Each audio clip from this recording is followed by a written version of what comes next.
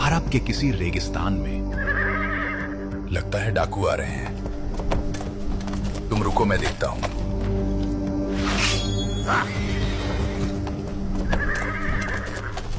डरने की जरूरत नहीं। आज हम लूटने नहीं, पूछने निकले हैं कि मोहम्मद हमें जिस अल्लाह की तरफ बुलाते हैं वो बना किस चीज का है। क्या वो सोने चांदी का बना है या वो लोहे का है? खैबर अरब में यहूदियों की सबसे बड़ी आबादी। खुशामदीद, काफी जल्दी लौट आए आप लोग। मैं बेसब्र हूं ये जानने के लिए कि मक्का में क्या मामला रहा। उम्मीद है आपने वही सवाल पूछे होंगे जो मैंने आपसे कहे थे। जी बिल्कुल। हमने मोहम्मद से पूछा कि अल्लाह ने मलाइका को नूर से बनाया है, आदम को मिट्टी से, इब्लीस को आग से और आसमान को धुएं से।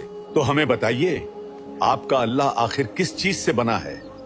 शायद हम आप पर ईमान ले आएं। और उनका जवाब था कि उसने हर चीज बनाई है, न कि वो खुद किसी चीज से बना है। मुझे लगता है वो सच्चे पैगंबर हैं। यहाँ आप गलत हैं। पैगंबर आएगा तो हमारी नस्ल से ही आएगा। हर बार जब अल्लाह के नबी से कोई ये सवाल करता तो अल्लाह के नबी सल्लल्लाहु अलैहि वसल्लम वही जवाब देते जिसका हुक्म उन्हें अल्लाह ने दिया था।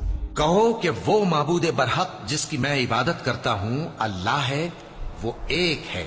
अल्लाह बेनियाज है, वो न किसी का बाप है और न किसी का बेटा, और कोई उसका हमसर नहीं। बहुत सारे लोगों को ये मुगालता भी रहता है कि शायद सूरह इखलास मदीना में नाजिल हुई, लेकिन ऐसा नहीं है। ये सूरत मक्का के शुरुआती दिनों में ही नाजिल हुई। बिलाल रज़ी अल्लाह ताला अन्हु के इस्लाम लाने से पहले नाजिल हुई। तभी जब उन पे कोड़े बरसाए जाते थे, उन्हें परेशान किया जाता था, उसके बावजूद भी वो अहदुन अहद ही कहते थे। वो किसी दर्जे में भी कंप्रोमाइज करने के लिए तैयार नहीं। तो ये अहदुन उस वक्त जो उनकी जबान से निकल रहा है, ये कतई सबूत है इसका कि ये सूरह मुबारका उस वक्त नाजिल हो चुकी थी। और इसी के हवाले से कुल हुवल्लाहु अहदुन। पर क्योंकि आप सल्लल्लाहु अलैहि वसल्लम अल्लाह कौन है, कैसा दिखता है, वो कहाँ रहता है, कितनी उसकी औलाद हैं, इस तरह के सवालों के जवाब के लिए इस सूरत को हर मौके पर अल्लाह के नबी ने पढ़कर सुना दिया। मदीना, हिजरत के बाद का दौर। ऐ अल्लाह के पैगंबर, हम नजरान के पादरी हैं और आपसे जानना चाहते हैं कि अल्लाह कौन है, वो कैसा दिखता है। और इसके अलावा क्या ईसा मसीह अल्लाह की औलाद हैं? उसकी कितनी औलादें हैं और क्या उसकी कोई बेटी भी है? ये सब हमें बताइए पैगंबर। कह दो अल्लाह बेनियाज है, वो न किसी का बाप है और न किसी का बेटा। जब सहाबाओं को इस सूरत की इंपॉर्टेंस पता चली तो उन्हें इस सूरत से इतनी मोहब्बत हो गई कि दिन रात सुबह शाम जब मौका लगता वो इसे पढ़ लिया करते। सही बुखारी की एक हदीस में आता है कि एक सफर के दौरान एक सरदार पूरे रास्ते कुल हुवल्लाहु अहद पढ़ते रहे। सफर से वापस आकर सहाबाओं ने अल्लाह के नबी को ये बात बताई तो अल्लाह के नबी ने कहा कि उनसे कह दीजिएगा कि अल्लाह लव्स हिम, अल्लाह उन्हें महबूब रखता है। इसके अलावा हमें एक और मशहूर नरेशन मिलती है कि मदीना में एक सहाबी नमाज पढ़ाया करते थे और अल्हम्दुलिल्लाह रब्बिल आलमीन के बाद वो सूरह इखलास पढ़ा करते और उसके बाद कोई और सूरत पढ़ा करते। अब ये मामला कई दिनों, कई हफ्तों, कई महीनों तक चलता रहा तो पीछे नमाज पढ़ने वाले लोग परेशान हो गए कि भाई ये क्या मामला है। ये तो कोई तरीका नहीं हुआ नमाज पढ़ाने का। मैंने ढके छुपे लफ्जों में समझाने की कोशिश की, लेकिन वो रहे इमाम साहब, ज्यादा लोगों का जाना ठीक नहीं। अस्सलाम वालेकुम। वालेकुम अस्सलाम व रहमतुल्लाहि व बरकातुहू। आप लोग यहाँ सब खैरियत? हम आपसे ये कहना चाहते थे कि अल्हम्दु के बाद आप सिर्फ इखलास ही पढ़ाइए या फिर कोई और सूरत। अल्हम्दु के बाद 2 सूरतें पढ़ाना हमें कुछ ठीक नहीं लगता। तो आप ऐसा कीजिए, मस्जिद का इमाम किसी और को बना लीजिए। मैं सूरह इखलास पढ़ना नहीं छोड़ सकता। और जब इमाम साहब इस बात पे राजी ना हुए तो फिर ये लोग अल्लाह के नबी के पास गए और सारा वाकया कह सुनाया। अल्लाह के नबी ने उनसे कहा कि जाइए और जाकर जरा पता कीजिए कि वो ऐसा क्यों करते हैं।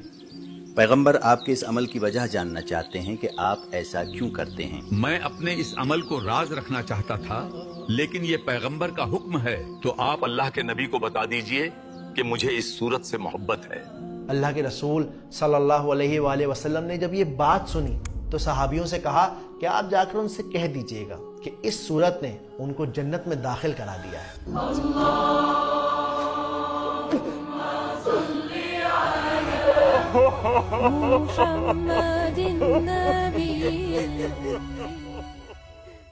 तो تو یہ تھی سورہ اخلاص کی بیک گراؤنڈ سٹوری.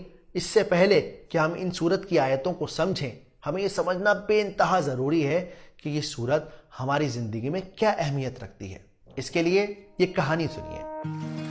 تو بات ہے 1930 کے بنارس کے. سید خاندان میں زیتونہ بی جب شادی کر کے آئیں تو ان کی ساس نے انہیں ایک سونے کا ہار دیا. دلہن، یہ ہے اصلی سونے کا ہار، ہمارے خاندان کی شان، اس کا بہت خیال رکھنا. آپ بالکل بے فکر رہیں امی، میں اس کا رکھوں گی بہت خیال. جیتی رہو میری جان، اللہ تمہیں سلامت رکھے. کچھ سال گزرے، زیتونہ بی بہو سے امی اور امی سے ساس بن گئی. انہوں نے وہ ہار اپنی بہو کو دیا اور سیم وہی بات کہی جو ان سے ان کی ساس نے کہی تھی. دلہن، یہ ہے اصلی سونے کا ہار، ہمارے خاندان کی شان. آپ بالکل بے فکر رہیں امی، میں اس کا رکھوں گی بہت خیال. جیتی رہو میری جان، اللہ تمہیں سلامت رکھے. وقت کا پہیہ گھومتا رہا، نسلیں بدلتی رہیں اور آخر ایک دن ایسا آیا کہ سید خاندان کے اوپر مصیبتوں کا پہاڑ ٹوٹ پڑا. سمجھ میں نہیں آیا کیا کریں. تب ان کی پوتی صدف نے کہا، اپنا خاندانی ہار بیچ دیتے ہیں، اس مصیبت کے وقت کم سے کم وہ ہار ہی تو کام آئے گا. ٹھیک کہتی ہو چھوٹی، اس وقت یہی صحیح ہے. پیسوں کی ضرورت تھی، حالات بہت زیادہ خراب تھے، تو یہ لوگ من مار کر ہار لے کر سنار کے پاس پہنچ گئے. سنار نے ہار کو دیکھا، چیک کیا اور مسکرا کر بولا، کیا خان صاحب مذاق کر رہے ہیں کیا؟